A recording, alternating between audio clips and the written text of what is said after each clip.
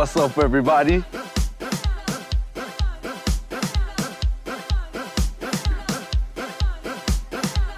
Welcome, everybody. You know who it is. It's your boy Nkosana. You are watching your all-time daily talk show as usual. Today, we took a trip. This is a very, very special episode. We are at a book launch to celebrate one of the most iconic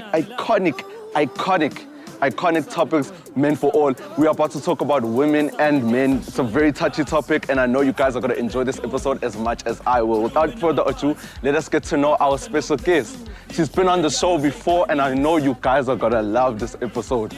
I'll see you again, our face. Let's go. A moment to admire the venue. Today, we are here at a book launch and we are about to celebrate this woman who took her time to write 2 books, which are very inspiring. We're going to get to know her a bit more. Iqhikiza, she is a wife of 20 years and I'm sure she has something inspiring to say. Let us get to know her. She's right here. Sanbonani. No, I'm very excited to be here. I'm very overwhelmed. I'm going to give you a chance to introduce yourself. You've been on the show before. You've talked about your book and today you are making yourself very recognized. You are launching your very own book. Now, I want to say I'm very proud of you, but that would be an understatement. So please introduce yourself. Why are we here today?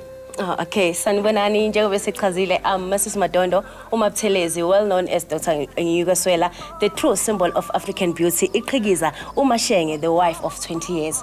Namhlanje sizolontsha incwadi yami yesibili ebizwa ngokuthi Iqhikiza, kanti eyokuqala ibizwa nge-The King in You. Sizokwenza i-Thanksgiving yayo ngoba kufanele ukuthi abantu abasenze sifike la sikhona siba recognize kwesinye isikhathi. So ingakho ke namhlanje ngithe angenze lo mcimbi wokuthi ngilontshe Iqhikiza bese futhi ngenze nje ama-token amancane for the Thanksgiving yokuthi i-The King in You iphume namhlanje. That is so amazing. Now, before we start, now I've heard about this book before, we've spoken about it, and I see ukuthi husband is here.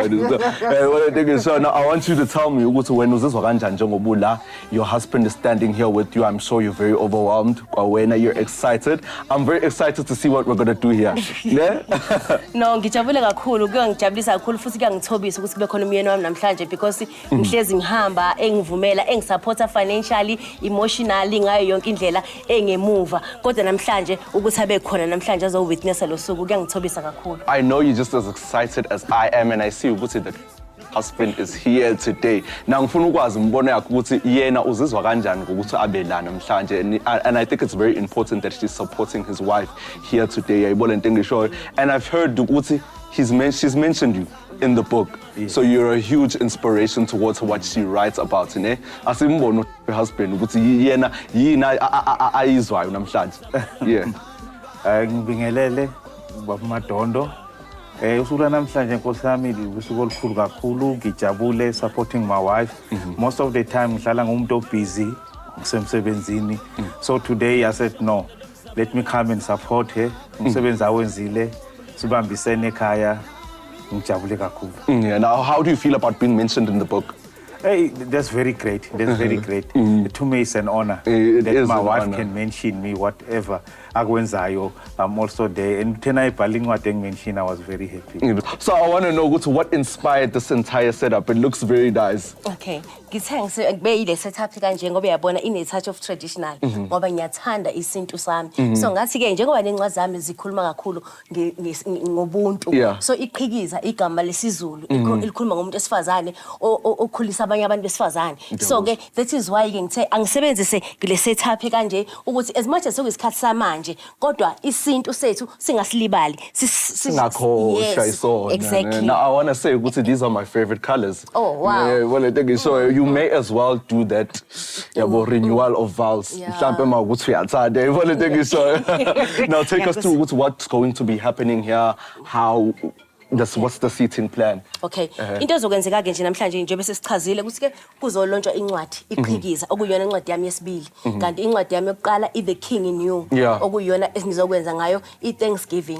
Ukuthi ke abantu ababe ingxenye ukuthi incwadi zibe khona njengoba saku empilweni uma ngabe awuvela uzenzela izinto wedwa uba nabantu ababa ingxenye. So uthatha ifamily, uthatha abangani. And isikhathi esiningi lawo bantu abanakwa basalela ngemuva. So namhlanje ngithe mina ngifuna ukuyenza ngendlela ehlukile. Ngifuna ukuzobonga umndeni wami nabangani bami ngokuthi ngibanikeze lezipho ukuthi nake empilweni yami ijeni esesihambile nabo bengisupport because imicimbi ekanjena ayijwayele ukwenziwa sesibonge nje abantu abakude laba abaseduze sibakhohle so ngifuna ukuzobuyisa leyo nto ke usena ke abantu abasemakhaya basizayo is nokuthi kufanele because ugcina sekwenza ngathi ke it's a must because bawumndeni so kufanele sibabonge besaphila so ngikholelwa kuloko ukuthi namhlanje ke ama awards awalabo bantu abayenze lo mehluko empilweni yami ukuthi ngibabonge ngaloko nje okuncane abazobe ngibanika kona namhlanje. I think I want to say before you go on ukuthi I'm very inspired by how you are so family orientated. You are giving awards to your family members, ne? And I think I want to take a moment to admire how much work you've done in your book.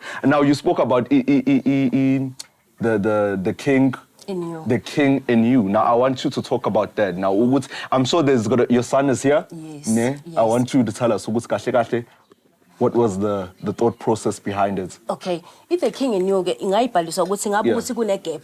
Ingane siyakuthi abantu besifazane kunama women empowerment inqwaba, but ingane zabafana isalela ngemuva. And le society siphila kuwo abantu besilisa bazwa nje abantu abanonya abanodlame, but mina ngazi experience lokho emshadweni wami nje bengino 20 years namhlanje umyeni wami angizazi lezo gameko. So akukhulunywa futhi ngazo zifaka ngaphansi. So ngathi let me ke ngibhalele incwadi ukuthi amadoda enza kahle asiwabonge nawo siwaphakamisa singawacindezeli kungabi sengathi amadoda anobulwane nokuthi ingane zabafana nazo zisizakale la edinga khona kube nala ezokhuluma khona sizinakekele nazo sinikeze uthando ingakho ke ngasi ke angibhalele incwadi. What would you say to somebody who hasn't read the book at all, just to inspire them to read it?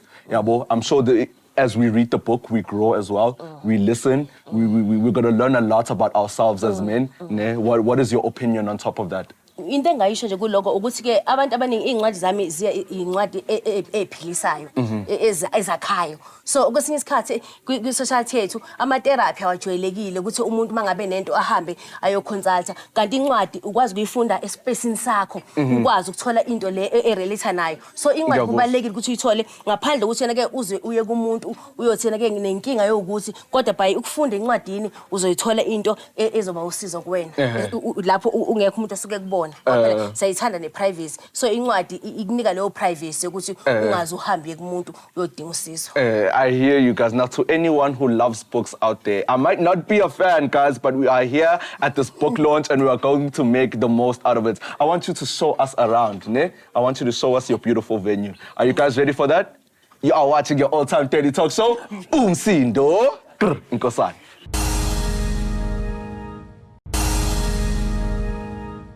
Welcome, everybody. I know you want to hear who I'm going to talk to right now. We are here with my husband, ne? Lomuntu Unepu, just written about him.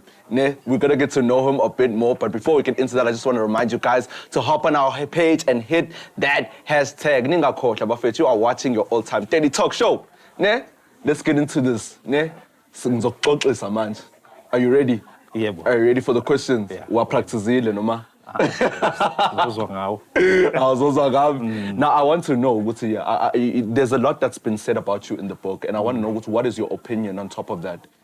Yeah, ubhaliwe encwadini ngami uqala nje ukubonga kumama wasekhaya indlela esibambisene ngayo ukwethembana ukubekezelelana kodwa nje ukukhulu kunako konke ukuthi abhale ngami encwadini I was very happy and I feel very honored. I'm sure you feel very proud too. Yes, very proud. Now I want to know, I think I've asked Tuma this question. I want to know what is the key to you guys sustaining a relationship? I know your wife is not a traditional wife. She's not umuntu ohlala ekhaya uhleze busy uhleze out. She's always doing something with her life, and I want to know from when, as the man of the house, how do you guys sustain that type of relationship? Niyaba nothuba lokuthi nihlangane nobabili noma?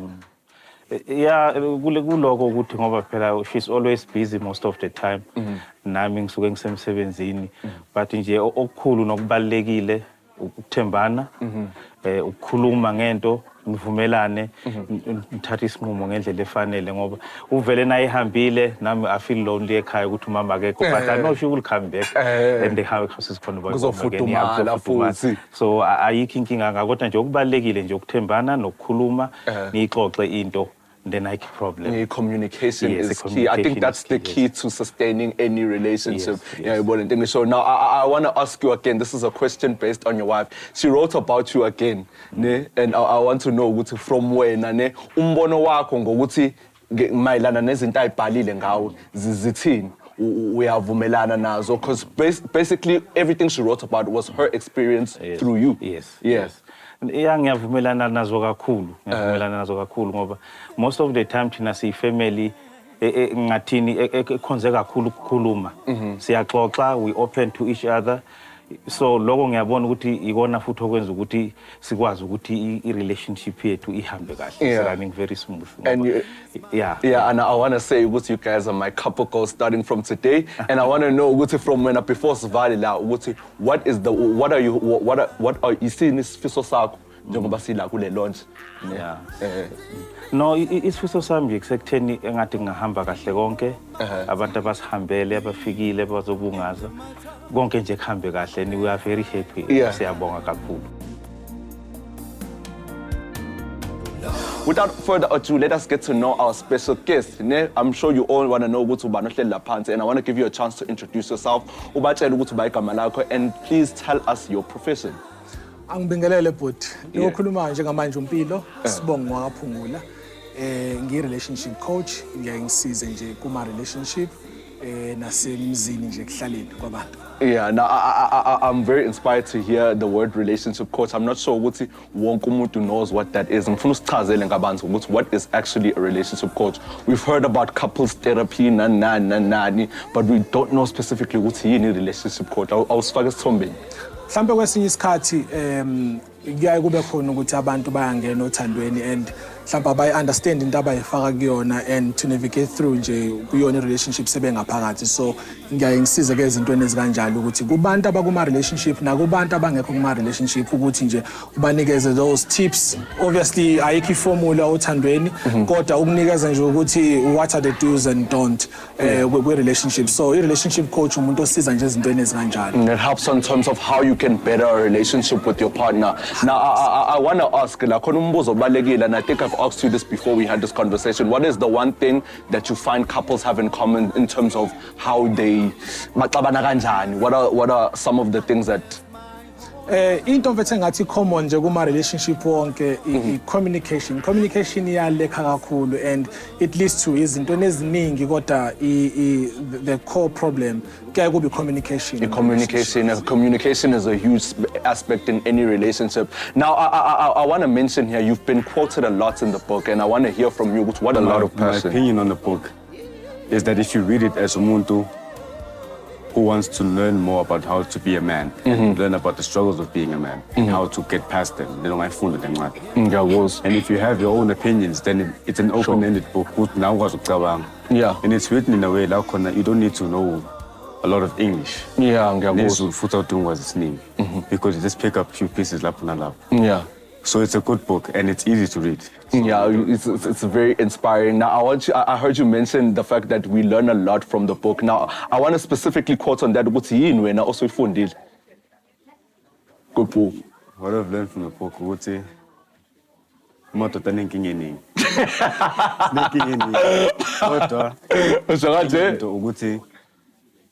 the biggest support you have is number one, and the people that trust in you. Yeah.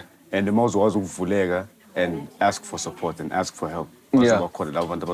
Yeah, that's very, very inspiring. Now, I want you to tell us here, as somebody who has read the book and who's been a very huge inspo on it, I want you to tell us, what is the one thing you want to say to all men as a person who represents a very,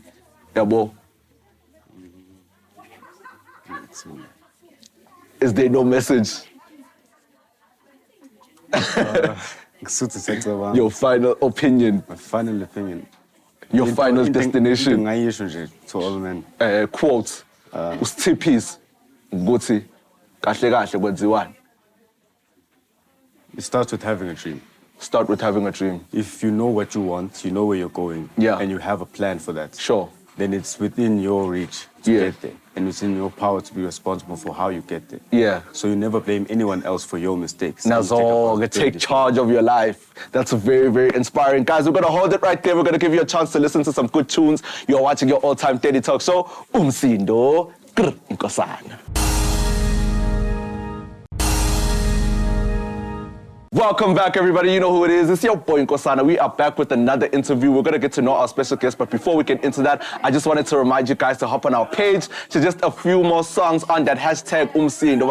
You know what it is. Without further ado, this is a very important one. Ne? I don't want to waste anybody's time. Please introduce yourself. And what is your profession? Gunedi Shozana Sanbona. I'm a publisher. And I'm also an author. Yeah. You write books. Yes. Ne? Now, I want you to tell me. Ne? I'm not sure many people know what is a publisher.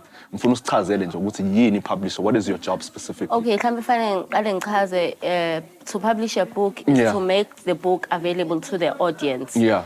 You can publish something on Facebook. My abantu is available lapho or ephepheni.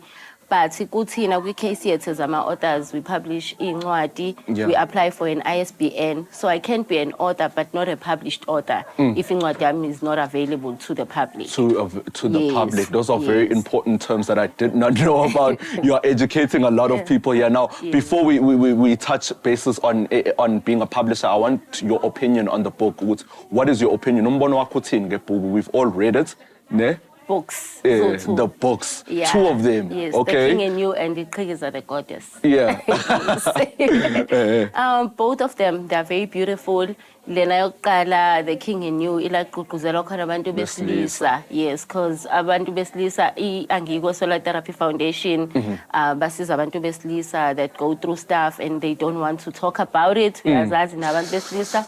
And don't talk about stuff. Yes. And ikhuluma kakhulu ngalokho, of which I think wonke umuntu wesilisa must have that book or ayifunde. And then iqhiza the Goddess uthathe the modern. You know why uthathe yakudala why modernize iqhikiza and advise abantu besifazana about relationships, career, finances and so forth. Yeah, now ngifuna ukufaka ehlathini nje la kafishane. What is your favorite? Which is your favorite book?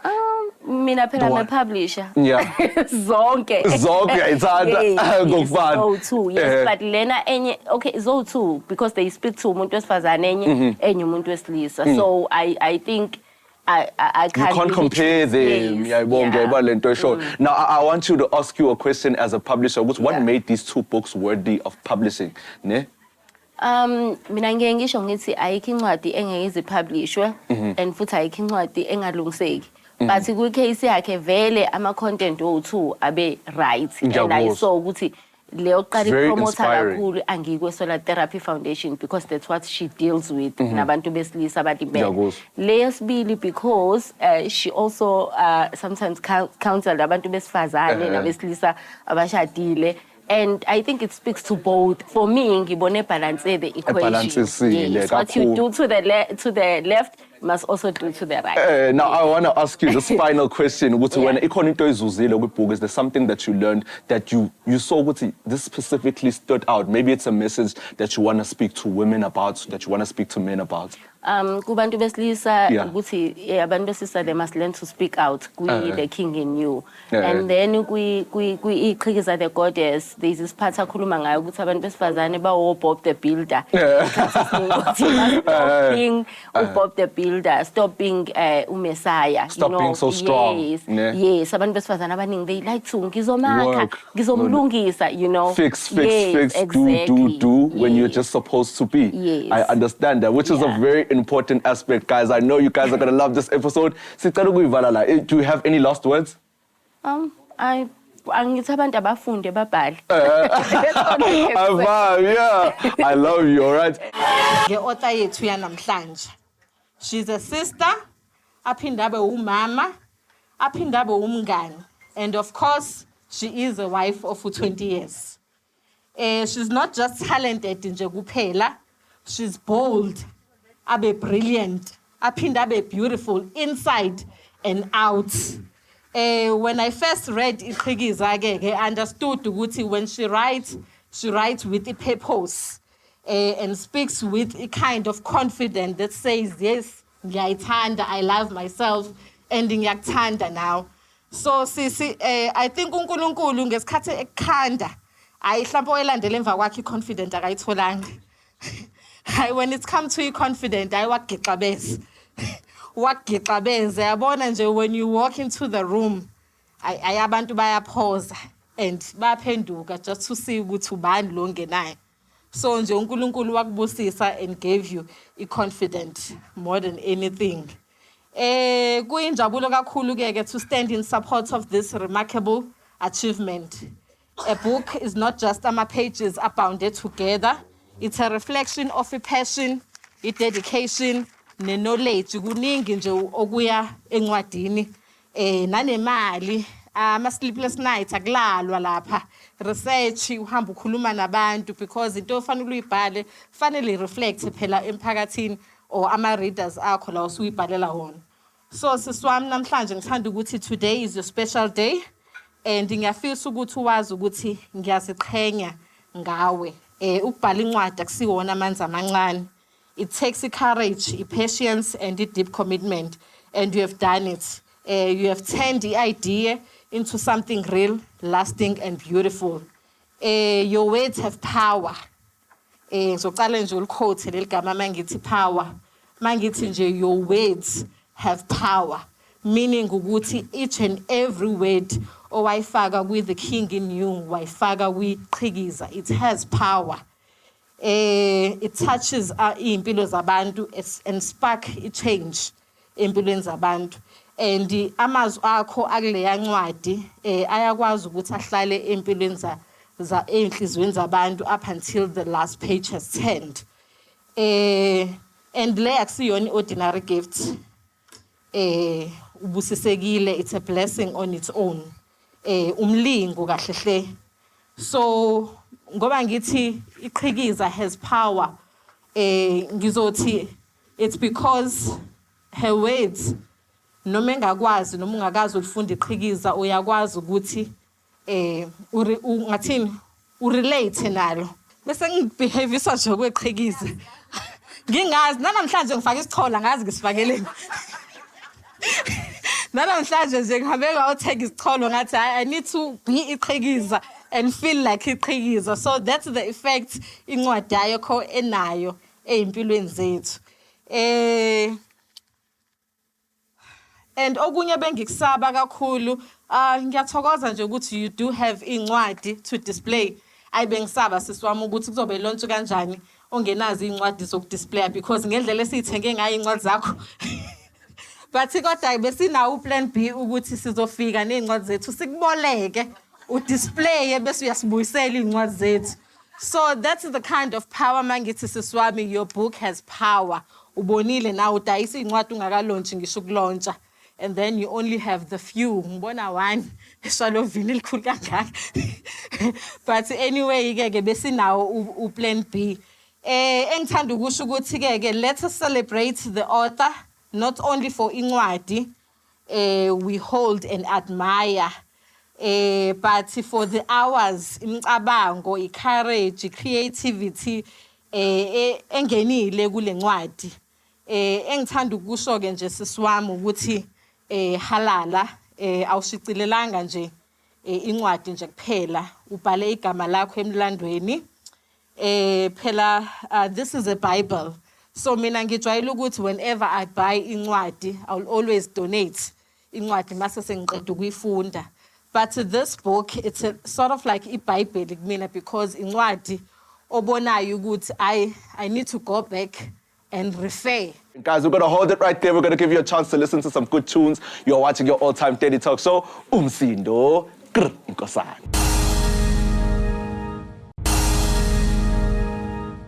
Welcome, everybody. You are watching your all-time Daily Talk Show. We are down to the most important part of this entire event. We are about to review the book. I hope you guys are ready. Ne? Before we get into that, I just want to remind you guys to hop on our page and hit that hashtag. You guys know what to do. Let us not waste your time introducing our panelists. Sanibonani? Sanibona? Ninjani? unelishozana lo khuluma ngipublisher yazo zombili lezi ayincwadi bekufanele ngazi la zivele ku TV The King in You eyapublishwa last year and then iqhikiza The Goddess but namhlanje uyihlanganise zo2 bese ke ngizwile kuthiwa umama ka20 years unjani umama ka20 years sicela usitshele ubani uNonkululeko and then leli igama elithi uDr Angiyikweswela lisuke laphi ngoba abanye bathi awukanti uNonku I'm sure khona bangalazi igama lakho. Okay, uNonku uMabuthelezi igama la Dr Angiyikweswela ngalikhotha from Amahubo 23 uJehova owumelusi wami njengomuntu wesifazane okholela emkhulekweni so ilona scripture sami njengisaziyo escriptureni zonke ekhona eBhayibhelini ngazi nje leso ukuthi uJehova owumelusi wami angiyokweswela. Siyabonga ke ukuthi sesiyazi ukuthi ubani kade bengazi lo Angiyikweswela ukuthi uyini. Sicela ke usitshele mhlambe ngoba sizolontsha lencwadi yesibili kodwa sicela uqala ukhulume ngale yokuqala mhlambe ongayazi ongakaza azayifunde the first one. Okay, incwadi yami yokuqala ibizwa nge The King in You. Incwadi engayibhala ngoba ngibuka kune gap phakathi kwabantu besifazane nabantu besilisa. So izingane zabafana nabantu besilisa baye besalele ngemuva emphakathini. So ngase ngibona ukuthi ke ake ngibhalele incwadi ukukhulisa ingane yomfana nokuthi ibe indoda ibendala. Inhloso yami kwakunciphisa ukuzibulala kwabantu besilisa ngoba ngathi siyanaka abantu abayibulala kakhulu abantu besilisa because akukho la bekhala khona ngoba sikhule kunalento ukuthi indoda ayikhali. Futhi inhloso yayo ikunciphisa ama divorce. Njengoba nginonyeke 20 emshadweni wami ngizama ukuthi ngoba abantu abaningi kwaziwa ukuthi ke emshadweni sihlukumezekile yes angali akhona la abantu abahlukumezekile emshadweni kepha bakhona bangahlukumezekanga emshadweni so lapho bantu ke nabo badinga ukuthi ke sikhulume ngabo sibakhuthaze nalabo baba labo abenza kahle emphakathini so ngathi ke angibhaleke leyo ncwadi ukuthi bazokhuthazeka nobaba bazi emshadweni kuyahlaleka nokuthi ingane yomfana ikhuliseka kanjani. Okay, so ubani ongayifunda lencwadi nabesifazane bengayifunda noma ayifundwa abantu besilisa kuphela? Lencwadi ingafundwa yiwonke umuntu kahle kahle ifamily book because abanye bakhona omama abangabodwana abangenabo baba emakhaya ukuthi bagcine okunye bengakwazi ukuthi ingane yomfana yini elindelekile ukuze kukhulise ingane yomfana so kubalekile ukuthi nabantu besifazane bayifunde lencwadi. Yes so ke yipi chapter ongazi ukuthi iyachaza kuyona lencwadi The King in You? I-chapter engichaza kakhulu kule ncwadi The King in You ile yama absent fathers because ngeke nganotice ukuthi indaba yama absent fathers ayikho njengoba iyayibukeke ichazwe emphakathini. Abanye obaba bayafuna kwasempilweni zengane kodwa omama bengane balwe ngezingane ukuthi obaba bangabe sempilweni zengane bese bengazi ke obaba zange babe khona empilweni zengane nalokuthi abanye obaba abasiza ababa balezo ngane abanye obaba banjiswa amajazi so akukhulunywa ngalezo zinto ingane ifakwe le enga kanti akasiwe nobaba wayo leyo ngane leyo ukuthi ke asikhulume ngalezo zinto nathi ukuthi na ke asikho perfect abantu besifazane so indaba yama absent fathers i deep because ufika letho obaba baye baningi la kufaka ama DNA only ufana ukuthi ke none of ubaba walengane le bese kulokuthiwa obaba babi abekho babi kangako obaba as umphakathi ubekwa ngakhona so iyona chapter engithinta kakhulu ngoba balona ngazi ingane abanye omama belwa izimpi zabo so iyona engithinta kakhulu. And then mangabe kuukuthi ngiyabona lapha esithombeni ukuthi iking le ayana ubani and what inspired you ukuthi uzisebenzise lesithombe sale king esencane kangaka? Okay, iking ngasebenzisa umfana wami uThumbu njengoba ngibhale incwadi ukuthi ngilabantwana abawu5 ahlala nabo phansi ukuthi ke abantu abami njengoba ngifuna ukubhala le ncwadi sakuxoxa sakuvumelana because yonke into ebikhathi imndeni ukuthi uzovela uthathele ngoba nake uThumbu laba abanye basale ngemuva kwaba yibona abayaqhalela bathi hayi mangcono ngena uboy ayithina hayi thina siyasapha even naye ubaba sekhaya ngangamfaka naye wathi hayi angifuni ufake mina so ama families izinto ezincane ezixova umndeni so sakuxoxa sakuvumelana ukuthi ke angifake lo mncane umntwana kuseke kube uyena ozosebenzisa encwadini. Yebo ke and then ke sesicela ukuzwa ngobaba wekhaya ke ukuthi ene yena yipi I role ayidlalile nje towards you as an author somtshela ukuthi nje sengiyabhala ngoba phela ngiyakhumbula wakwathi wathi hey uphambili kodwa unkosikazi wami nimonile dansa ukuthi unkosikazi lona ke esethi useyabhala kade modela ubenza ukuthi useyabhala ke manje unkosikazi nje isupport owayithola kuyena nje ikakhulu nakule journey as an author. Ayisupport engayithola kumyeni wami angifuni ukungasho inkulu kakhulu ungisupporta nje ngalendlela ingakho mangabe uyanaka ezincwadini zami kakhulu ngikhuluma ngaye because kukambalwa obaba la besupporta khona because abanye basuke benga understand nokunderstand mhlawumbe ukuthi unkosikazi yini la yenzayo ingakho ngeke ngithanda ukusebenzisa igama le manner of approach ukuthi I manner of approach ihamba indawo wende ku relationship because angeke uvele ufike nje usutshela umuntu ngento kumele ube nendlela okuyibeka kahle azoyisupport so ke uza adlale ngako ke nathi wamgana ngoba usuke sebona ukuthi akukho vele ukuphuma la lo muntu ufuna lezi zinto zakhe so kodwa uhlezi nje engisupporta ngayo yonke indlela. Siyabonga uSibari uphakasekho okay. Okay siyabonga ngale ncwadi yokuqala sesingenelela lena ke iqhikiza. Okay yini iqhikiza mhlawumbe awuqale uchaze lapho uthi yini iqhikiza because abanye bayazibuza ukuthi iqhikiza wavundulula amagama amadala kangaka asesizulwini yini. Okay iqhikiza umuntu esifazane ohlakaniphile okhulisa amantombazane ngesintu nje oyekhula esiza amantombazane ayiphathe kanjani ngendlela yokuyiphatha so ke being njengoba iqhikiza libhaliyo lisi iqhikiza Mashenge the wife of 20 years so ngase ngili-interpreta ngendlela yami ngathi mina kahle kahle iqhikiza kwakumele kube umuntu esifazane osehambile lendlela being uMashenge ongena emshadweni esenezingane eziwu2 happily married emshadweni wakhe umuntu oseke wahamba walimala ngoba angeke siloku sisho izinto engathi zonke izinto ireality siyiface ukuthi ke umuntu esifazane osehambile endleleni walimala washayiseka bese basiza lababaya ukuthi ningawelini nala indlela ihambeka kanjani so ngasathi kahle kahle iqhikiza lelifanele umuntu esifazane oseke wahamba endleleni wabona izimo empilweni kodwa waphokophela wakwazi ukuba la ngikhona namhlanje. Hayi shame azangisazi ukuthi ngithini.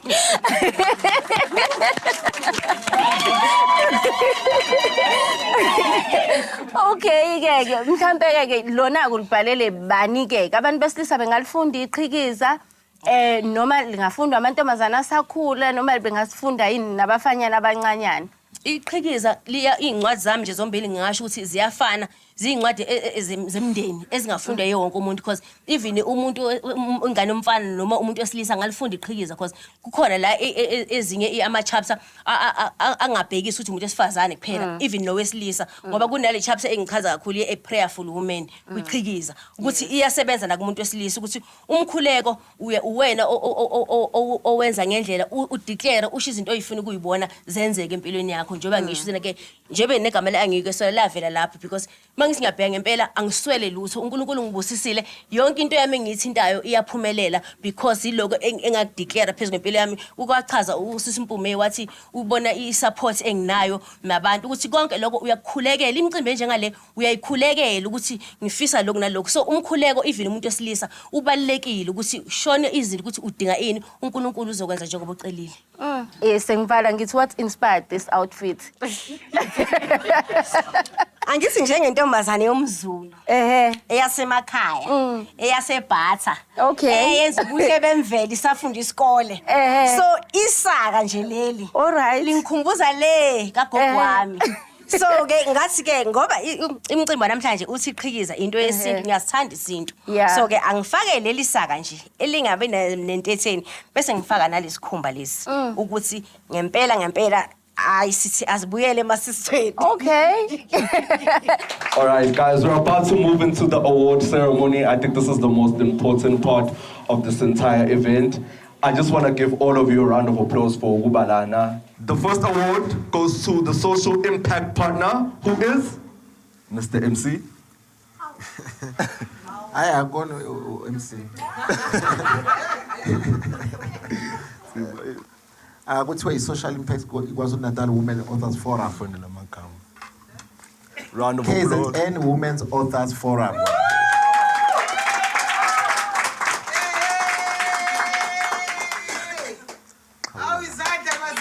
Akeshaya izandla.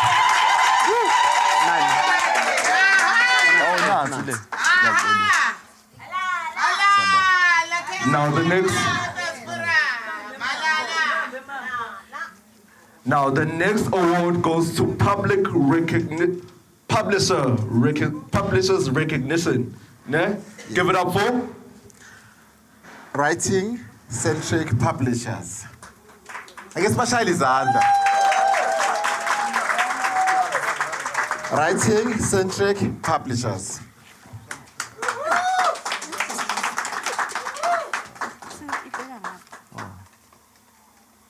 Done?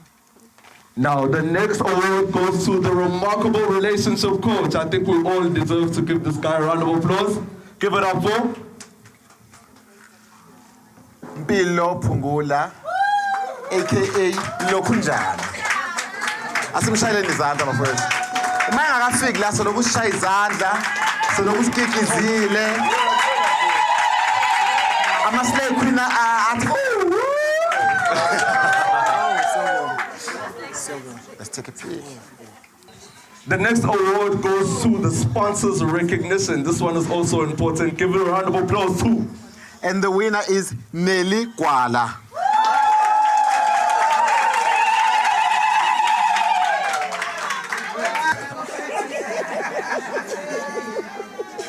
Thank you so much. Hamba ke ma. Give her one more round of applause. Now, this next award also goes to a sponsors recognition. Give it up for Thembile Sikhosana.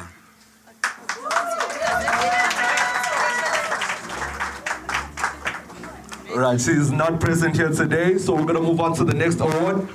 It goes to the Outstanding Service Provider. This one also deserves a round of applause. Give it up for Idlelo Livestock.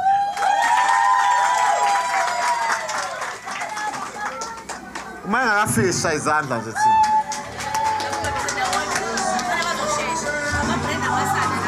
Bambe. Okay.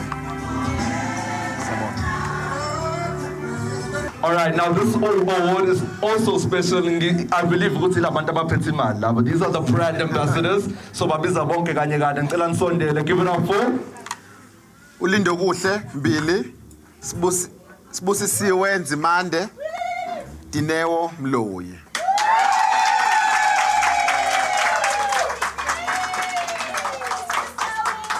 Shayizandla bazi bafika.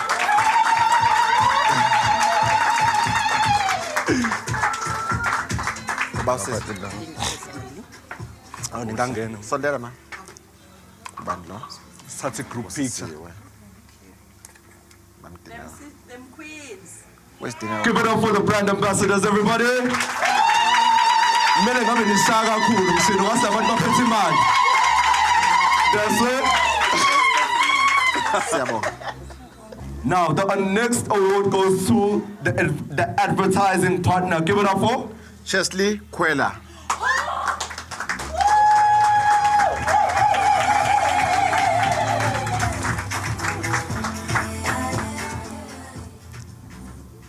Now, the next award goes to the radio presenters recognition. I believe it's in Nanabone, the presenters. Okay. Give it up for the presenter. I don't think he's here today, so we're going to move on.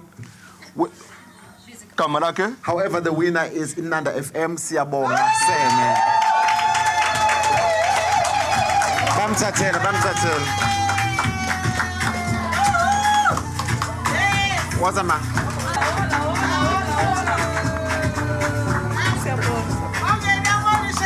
Give it up, everybody.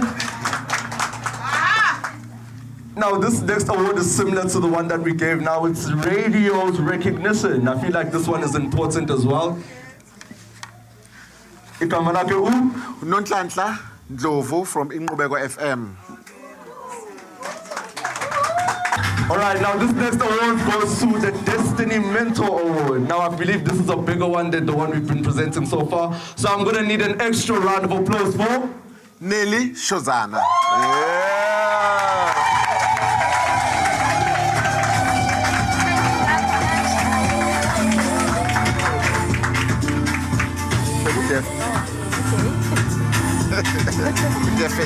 All right, guys, we're giving this award to the Brand Builder Award.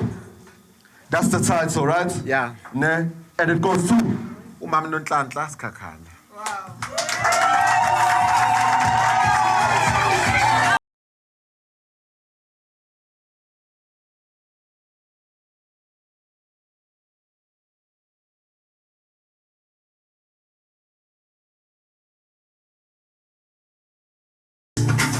This one goes to the Legacy Partner Award. Il igama lakhe Idlelo Livestock. Nazo-ke.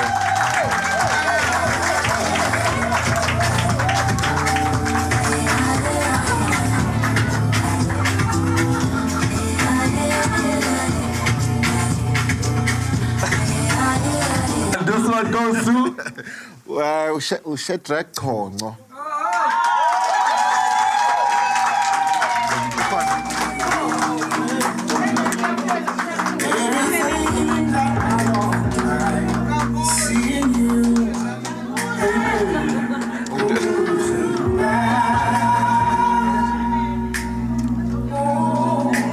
Mshayeli izandla ubhuke kahle.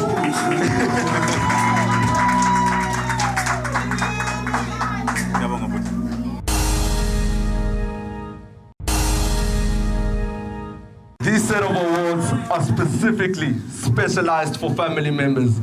And before I get into these awards, I want to give all of you a huge round of applause just one more time, because I believe we're going to know it, right?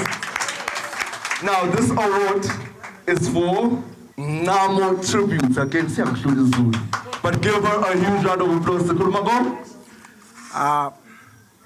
Unozipho. Bani head mom.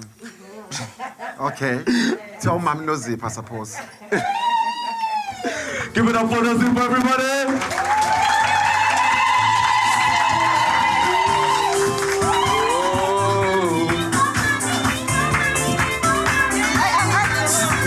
Nyakaza Ngoko.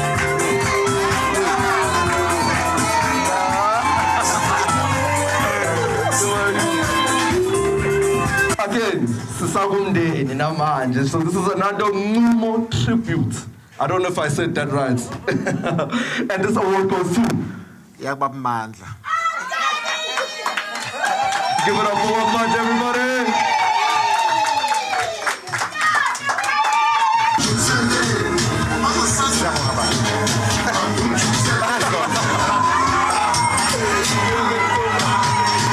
I'm sure you guys are enjoying this. Now, this award goes to the Ngube clan and Ngube clan. How?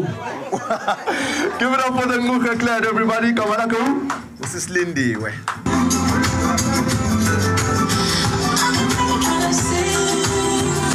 Design.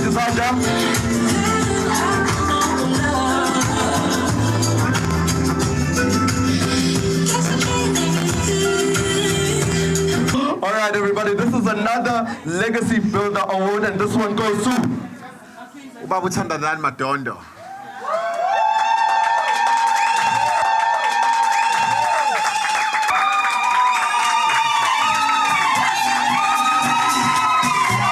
a huge round of applause.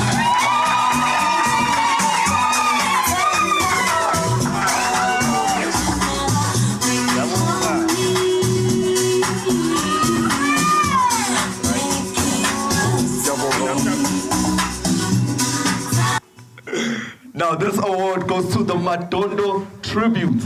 Did I say that right? Mm-hmm. Now give a huge round of applause to Noluthando Ever Divine. Noluthando Ever Design. Ezandleni bafowethu.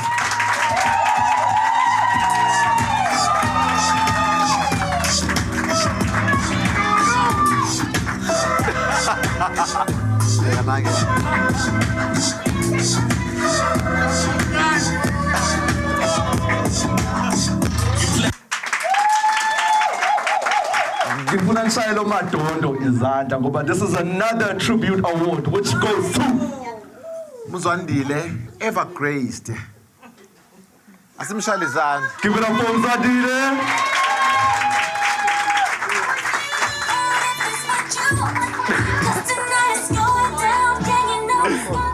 Smile. Usubheka lapha. Thatha ke award yakho. Bheka lapha camera, smile. Nazi. Thank you. All right, again, ngifuna ngisayelo Madondo izandla. Bazothola enye award namhlanje bafethu, ne? I feel like they contributed a lot. Ne? Give it up for Mthobisi Ever Enlightened. Give it up for Mthobisi, everybody.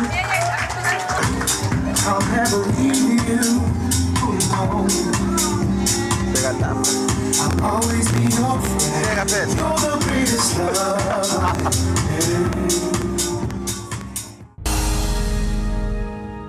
Welcome back, everybody. You are watching your all-time daily talk. So we are here with Ikrigiza. We just concluded with our award ceremony, and I know you guys loved that as much as I did. We're about to have a groundbreaking performance, but before we get into that, I just wanted to remind you guys to hop on our page. There's just a few more songs that you would like to be played on the show under the hashtag Umsindo for a good Thursday and Friday episode. Before I close the show, ngifuna ukuntshela nokuthi ngiyajabula ukuba lana, ngiyajabula ukunibona nonke. Ngicela nizishayele izandla endlini. Yeah. That's me closing the show. You are watching your all-time daily talk show. Umsindo. Nkosana.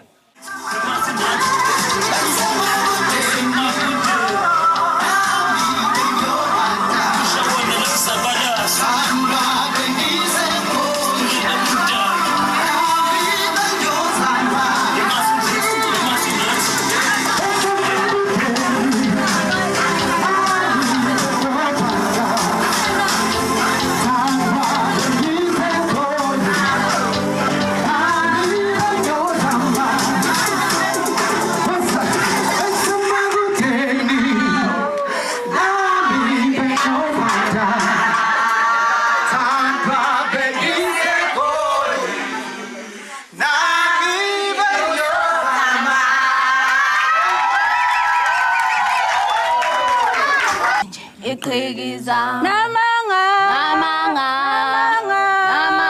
sukuthi ubani obhalele incwadi ithi nje ikrigiza. Kodwa Nkosi yami, kaze ngoneni kuleli lizwe sewungathi nje ungishaye ngelincane uswazi. Nkosi, wangipha amadodakazi amabili, eyodwa yayilungile eyangishiya nomzukulu, kodwa le yesibili yayihlo ngandlebe yakhetha ukuhamba nabafana bamapholo.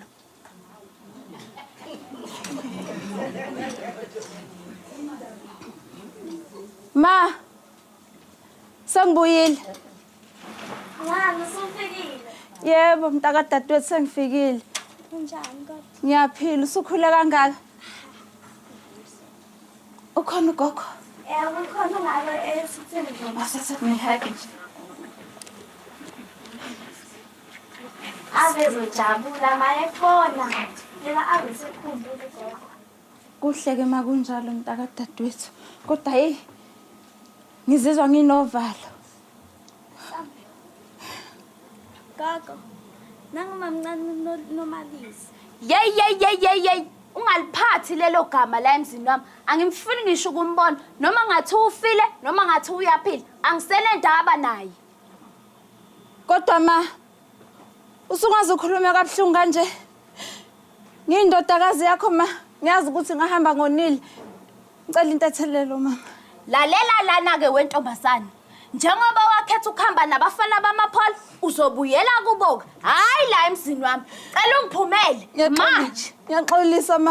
Lolo xolo lakho, ntombazana yami, angeke ngilamukele. Ngiyaxolisa ma. Ngicela ungixolele. Ngiyacela ma, ngicela ungixolele. Le ndoda engahamba nayo mama iyangishaya, iyangihlukumeza. Ngicela ungixolele mama. Ngithe ngiphumele emzini wami. Gogo. Wena uzongimela kancane. Ma, ngicela ungixolele.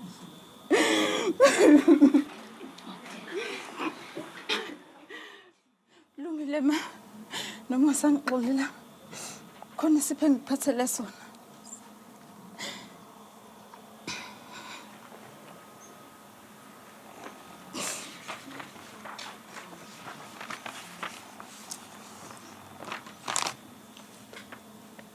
Incwadi lena iqhikiza ibhalwe ngudokotela ngiyokweswela. Kodwa mntanami, mawusuphethe lencwadi, uxolo lakho ngiyalamukela ngoba konke lokhu okutholakala phakathi kwalencwadi kuyaphilisa. Ngiyaxolisa. Ngiyabonga.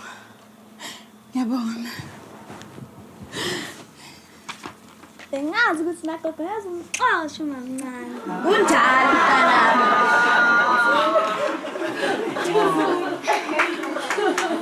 Zebe, Yebo Nkosi yami ngiyasabela Nkosi. njengoba usabela-ke ungitshele kahle Zemba, ungazisanga ngani imfihlo engako. Imfihlo ngabe ukhuluma ngani Nkosi yami?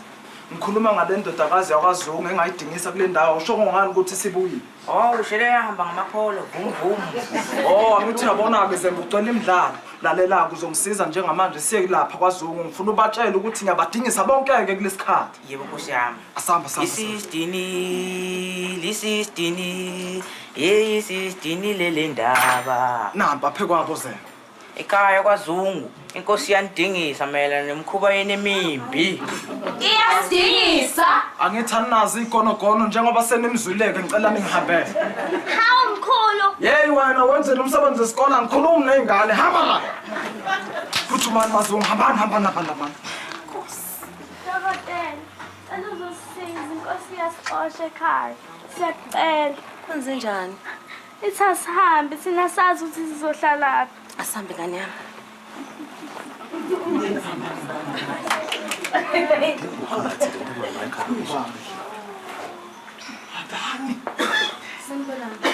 Yebo mama, ninjani? Siyaphila njani? Hayi siyaphila Nkosi yami.